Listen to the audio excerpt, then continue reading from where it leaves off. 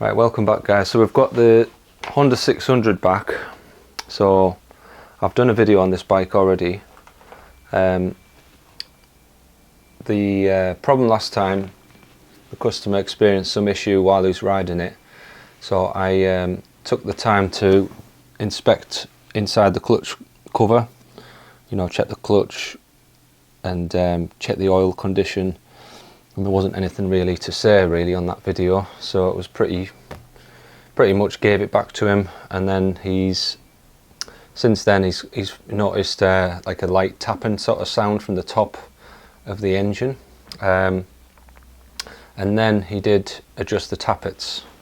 So we've got today, I'm going to take the top, basically on these engines they've got a split head, if you like. So the top part has the rockers in, and then the bottom half houses the camshaft, and it joins together with like a specific metal gasket really. So there's like a bit of a thickness there, I think. So anyway, I'm going to get the seat off, the tank off, and then we'll check in to see what we can see with the rest of it. Right, so I've got the tank off, so I'm just going to go over all the bolts, check for anything loose. I've got all the bolts out. There was actually a gasket in there, so that's quite good.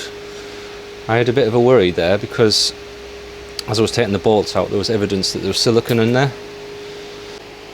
Right, so I've took the tappet adjusters off, the covers.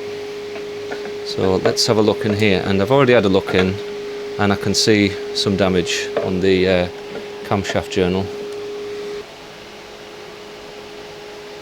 So there's the camshaft, and as you can see there's some damage to it. There's actually metal slither on that cam.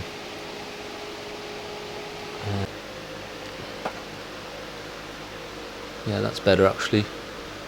So you can see there's some sort of metal. I'm just going to move the kickstart around. Yeah, something's gone wrong there. Right, I have removed the tensioner. In case you're wondering how that works, on the top of the tensioner there's a hole. So you fit something like an Allen key in there, take the tension away from the chain, and with some pliers you can pull this pin out. Or there is a lock and bolt in the top which you take out as well.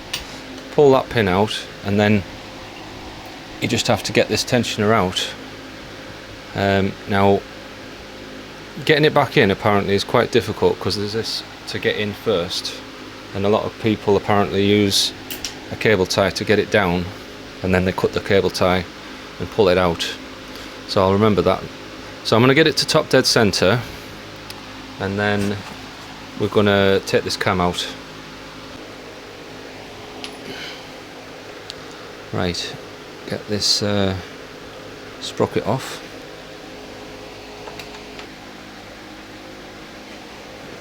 Right.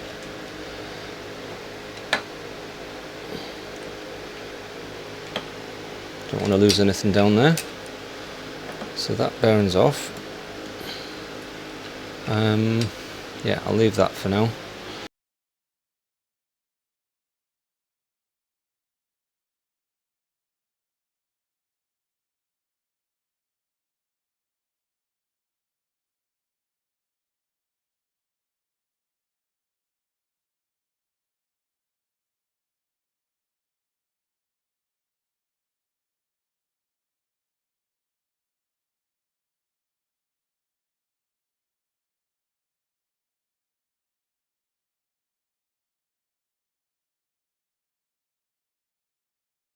Right, so I'll just finish on this video. So as you saw, we've took this apart. There's significant wear on these rocker arms. I mean, it's pretty obvious that this one's the worst.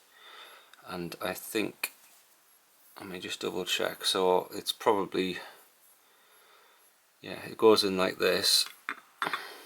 So that sort of matches up. So you've got the wear on the cam matches the wear on the rocker arm. So in my opinion,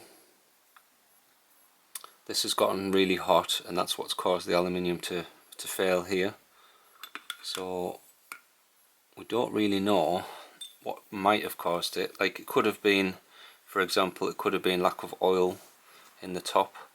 So if this ran dry, that would explain it, because it's gotten lack of oil.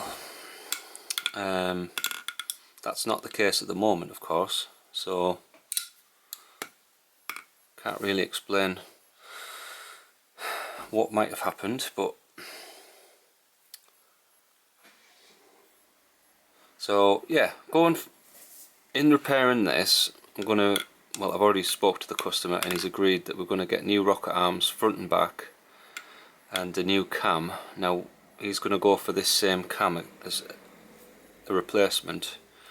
The original cam, I believe, has an automatic decompressor on, and I thought, I sort of tried to sell it to the customer, that would make it a lot easier to start, but we're going to have another go at one of these cams. So the hot cams is going to be on order, and then I'm going to attempt to fix the bearing surface in the middle. I mean, the other option is to buy a new head or a second-hand head, and then chancing them, you know, chancing everything being alright. So anyway, I think that'll do for this video. Bit of a surprise, but it does explain why this engine was starting to make a little tapping noise. So it could have been, like, I was thinking, well, if this is how much surface area on that pad, that would explain why it's gotten so hot. You know, that, which one is it? This one here is the hottest, if you like, but they're all in a similar sort of shape, really. Anyway, hopefully that makes sense. Thanks for watching, and I will follow up with the fixed bike.